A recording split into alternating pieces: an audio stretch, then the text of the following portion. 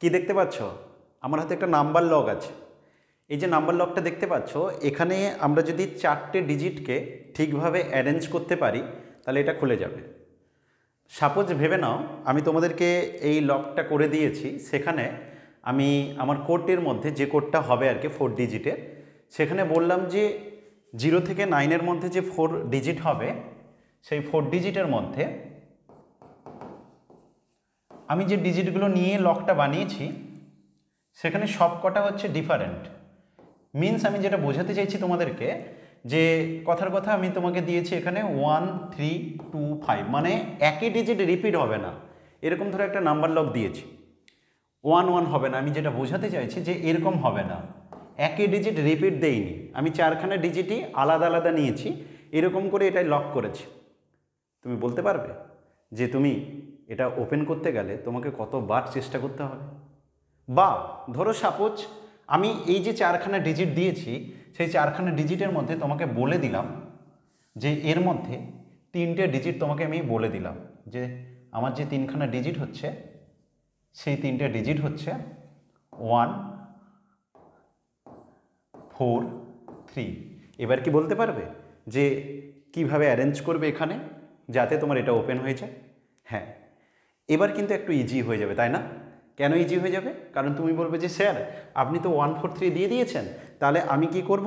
আপনি যে নাম্বার লকটা দিয়েছেন সেখানে গিয়ে প্রথমে 1 দেব, তারপর স্যার 4 দেব, এটা তো আপনি বলে দিয়েছেন, তারপর স্যার 3 দেব একদম, তারপর স্যার 0 থেকে 9 প্রত্যেকটা এখানে একটা একটা বসিয়ে বসিয়ে আমি চেষ্টা করব। তাহলে বসিয়ে বসিয়ে আমি চেষ্টা করার সময় কোনো একটা সময় গিয়ে নিশ্চয়ই স্যার মিলে যাবে, যদি আপনি না ভুল না দিয়ে থাকেন। আপনি যদি ঠিকঠাক দিয়ে থাকেন তাহলে 0 থেকে 9 একটা একটা করে আমি এখানে বসাতে থাকবো, তাহলে কোনো না কোনো সময় গিয়ে ঠিক এটা ওপেন হয়ে যাবে। তাই তো, এটাই তো ঘটনা দাঁড়ালো। তার মানে এখানে আমরা কি শিখলাম? যে এই লকটা যখন 3টে ডিজিট দেখো দেওয়া আছে তখন কিন্তু আমরা বলতে পারছি খুব সহজে যে আমরা 10 রকম চেষ্টা করব। একবার 0 বসাবো, একবার 1 বসাবো, এরকম করে 10খানা ডিজিট বসিয়ে বসিয়ে করতে যাব। এটা প্রথমে মনে হতে পারে, কিন্তু না, 10টা তুমি পারবে না। কেন 10টা পারবে না বলো তো? এখানে তুমি 10টা করলে 10টা পারবে না। কেন? কারণ তোমাকে আমি একটা কথা বলে দিয়েছিলাম। কি বলেছিলাম বলো তো? বলেছিলাম যে এই ডিজিটগুলো কেউ রিপিট হবে না। তাহলে যদি এগুলো কেউ রিপিট না হয় তাহলে কি হবে বলো তো? তুমি এখানে 1 4 3 বসাতে পারবে না, তাহলে তোমার কাছে কিন্তু পসিবিলিটি কমে গেল। তাহলে 1 4 3 যদি বাদ দিয়ে দাও তাহলে বাকি কি থাকলো? 0 2 5 6 7 8 আর 9। তার মানে তুমি বুঝতে পারছো যে 7বার চেষ্টা করলে 7বারের মধ্যে কোনো না কোনো একটাতে গিয়ে তোমার লকটা খুলে যাবে। তাই তো প্রথমে কিন্তু এটা মনে হতে পারে, যেটা মনে হচ্ছে 10বার হতে পারে, কিন্তু না, তোমাকে বলেছিলাম একটা কথা যে এগুলো কেউ রিপিট হবে না। যদি এদের মধ্যে কাউকে একটা বসাতে রিপিট হয়ে যেত না, তাহলে তাড়াহুড়ো করতে গিয়ে কিন্তু এই ভুলগুলো হতে পারে। তাই এটা খেয়াল রাখো। এবার সে তো নাহলে ঠিক আছে স্যার, এবার 7বার করলাম হয়ে গেল, কিন্তু স্যার যদি এমনটা হতো 2টো জানা আছে বাকি 2টো জানা নেই, তখনও কিন্তু আমাকে অনেক খাটতে হতো, লিস্ট বানাতে হতো, লিস্ট বানিয়ে বানিয়ে বানিয়ে বানিয়ে তারপর দেখতে হতো। মানে ধরো কেউ চুরি করতে গেছে, এরকমভাবে অ্যারেঞ্জ করার চেষ্টা করছে, আর ততক্ষণে এসে তাকে ধরে নিয়ে চলে গেছে। ঠিক আছে? তো অতএব যে কথাটা আমি বলতে চাইছি যে আমার এই জিনিস করতে গেলে তাহলে আমরা নির্দিষ্ট কিছু একটা প্রসেস শিখবো, এবং অনেক সময় আমাদেরকে এই লিস্ট না করেও আমি বলে দিতে পারবো কতগুলো চেষ্টা করতে হবে, মানে কত রকমের এরকমভাবে আমি অ্যারেঞ্জ করতে পারবো সেটা বলে দিতে পারবো। ঠিক আছে? সেটাই আজকে শেখার বিষয়। আমরা পারমুটেশন কম্বিনেশন শুরু করতে যাচ্ছি, যেটা ক্লাস 11-এর টপিক। এছাড়া নানা রকম কম্পিটিটিভ এক্সামে আসে, একটু হাই লেভেলের এক্সাম, এছাড়া আরও অনেক জায়গাতে পরীক্ষাতে পড়ে। তো যার যে সিলেবাস আছে পারমুটেশন কম্বিনেশন, চলো আমরা প্রথম ক্লাসে চলে যাই। এবার দেখো, সাপোজ আমি তোমাকে বললাম যে 4টে জামা দিয়েছি আর 2টো প্যান্ট দিয়েছি। ঠিক আছে? তো আমি তাহলে 2টো প্যান্ট দিয়েছি আর শার্টগুলোকে আমি S1 S2 S3 S4 করে বললাম। S1 S2 S3 S4, তাহলে 4টে শার্ট দিয়েছি। কটা জামা দিয়েছি? 4টে জামা দিয়েছি, 2টো প্যান্ট দিয়েছি। ঠিক আছে? তো প্যান্টগুলোকে আমি P1 P2 বললাম। ওকে, এবার তোমাকে বললাম তুমি স্কুলে যাবে, প্রতিদিন তুমি রঙিনভাবে যেতে চাও, তাহলে তুমি কত রকমভাবে এই জিনিসটা জামা প্যান্টকে ব্যবহার করবে, যে কত রকমভাবে ব্যবহার করতে পারবে। তো একজন স্টুডেন্ট বললো স্যার সিম্পল ব্যাপার, আমি প্রথম দিন S1 ধরো আমার 4টে তো শার্ট বলেছেন, 2টো প্যান্ট বলেছেন, আমি S1-এর সাথে 2টো প্যান্ট নেব, মানে একদিন P1 পরবো, একদিন P2 পরবো। দ্যাট মিনস স্যার আমার একদিন হবে S1 P1, মানে শার্ট 1-এর সাথে প্যান্ট 1 পরবো, একদিন স্যার আমি পরবো S1 P2। একই রকম স্যার আবার আমি শার্ট 1কে চেঞ্জ করে শার্ট 2 দেবো, S2 P1, S2 P2, একই রকম S3 P1, S3 P2, S4 P1, S4 P2। তাহলে ব্যাপারটা কত দাঁড়ালো দেখো, শার্ট ছিল কটা? 4টে, জামা কটা? 2টো। সিম্পল দেখলাম গুণের টেকনিক,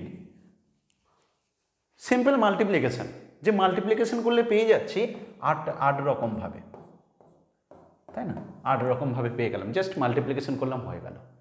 এই যে জিনিসটা পড়লাম না, এটাই হচ্ছে ফান্ডামেন্টাল প্রিন্সিপাল অফ কাউন্টিং, বা শুধু মাল্টিপল প্রিন্সিপালও বলতে পারো।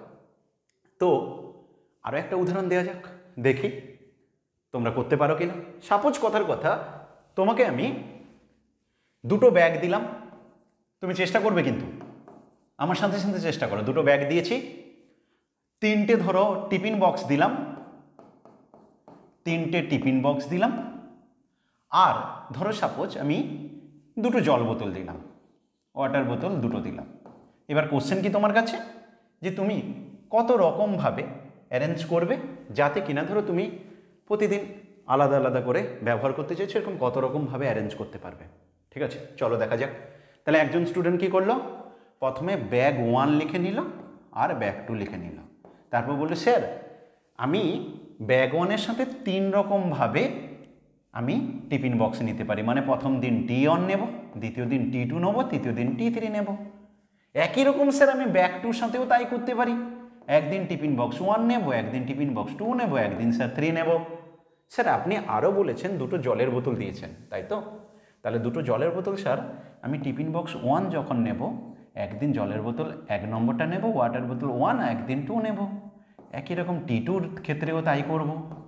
এরকমভাবে আমরা লিস্ট করছি, যেটা একটু বড় হয়ে গেলে কিন্তু ক্যালকুলেশন বেড়ে যাবে। আমরা এই লিস্ট না করেও আমরা কতগুলো হবে সেই সংখ্যাটা বের করা হচ্ছে আমাদের এই টপিকের মেন উদ্দেশ্য, যে আমরা এরকম লিস্ট করব না, তা সত্ত্বেও বলে দেবো কত আনসার হবে। তো চলো দেখি তাহলে লিস্ট করলে কত হচ্ছে। একজন বলবে স্যার B1 T1, আচ্ছা বলো মেসেজ বক্সে আনসার দাও দেখি যে মোট কতগুলো হবে।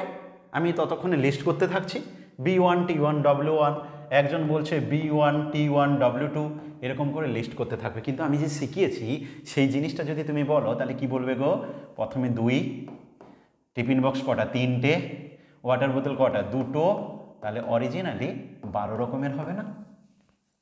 তুমি যদি দেখবে এখানে 1 রকম, 2 রকম, 3, 4, 5, 6, 7, 8, 9, 10, 11, 12, 12 রকম হবে।